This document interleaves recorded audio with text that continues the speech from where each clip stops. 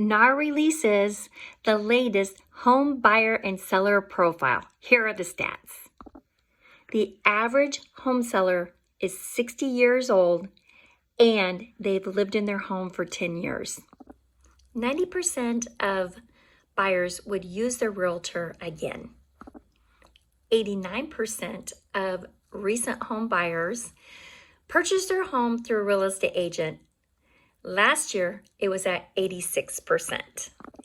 Typical down payment for a home buyer last year was 8%, which is the highest since 1997, when it was 9%. Typical down payment for a second-time home buyer is 19%. That's the highest since 2005, when it was 21%. Where are buyers coming up with that money? 11% buyers, well, they sold some stock. 9% use their 401k or their pension. 2%, well, they used their IRAs. The other 2% used money from the sale of a property. Median distance from where a buyer recently had lived and where they're moving to is 20 miles.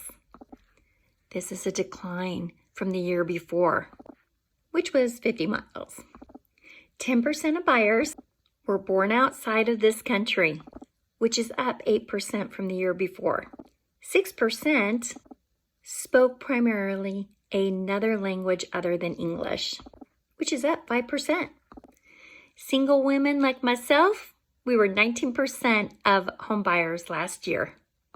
And single men, you were part of 10% of home buyers last year.